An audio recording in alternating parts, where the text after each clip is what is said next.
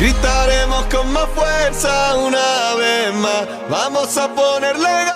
bismillaahi raxmaani raxiim daawadayaal muuqaalkeena maanta wuxuu ku saabsan yahay macluumaadka kooban oo ku saabsan waddanka Isbeen.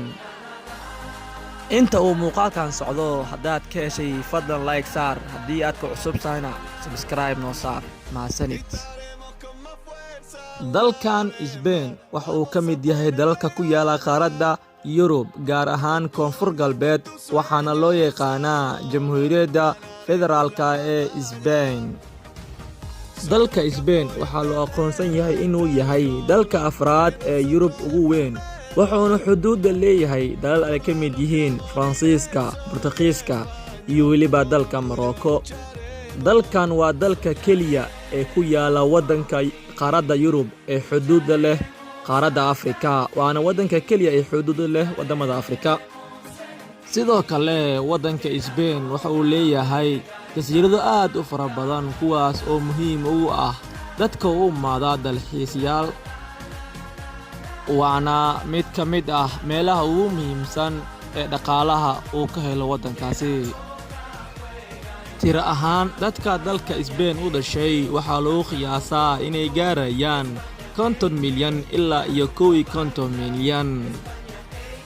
caasimadda dalkaasi waa magaalada Madrid, waxaana lagu hadlaa luqadda afka Isbaanishka. lacagta laga isticmaalo dalka Isbeen waxaa la yidhaahdaa lacagta yuuroga.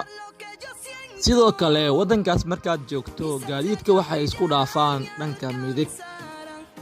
taariikhyahanada u dhashtay waddanka Isbeen waxay aaminsan yihiin in waagii hore waddankaasi la oran jiray Hisbaaniya, waxaana la aaminsan yahay in la degay sanadka markuu ahaa 1479.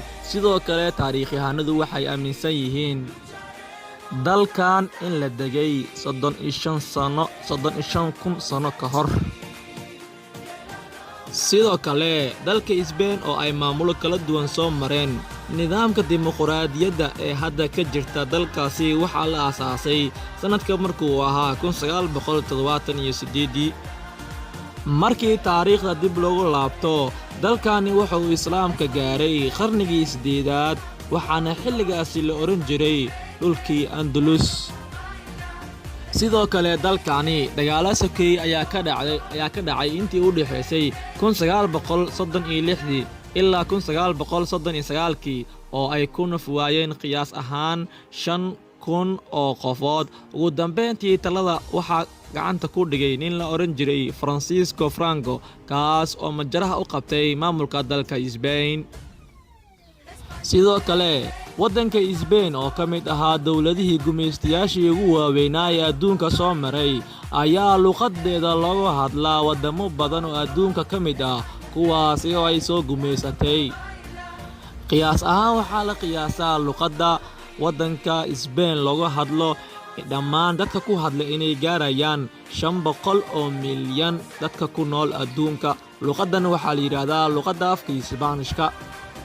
waddankan aynu ka hadlayno Isbeen waxa uu xubin ka yahay ururka qaramada midoobay, sidoo kale ururka midowga Yurub, urur goboleedka loo yaqaano NATO, sidoo kale ururka ganacsiga adduunka ee marka la soo gaabay la yiraahdo WTO, iyo ururo kale oo caan ah. dowladda hadda Isbeen ka jirta oo la soo doorto waxaa sidoo kale talada ay ka go'daa boqorka dalkaasi.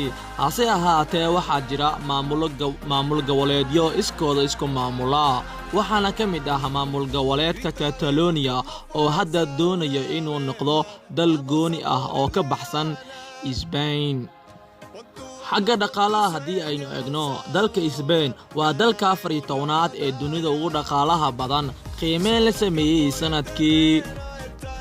sanadkii hore, qiyaastii 5% dadka waddankaas ku nool waxay ahaayeen shaqo la'aan, sida uu sheegay Bangiga Adduunka. 10 sano ka hor, dadka shaqo la'aanta dalkaasi ku nool tiradooda waxay gaaraysay 15%.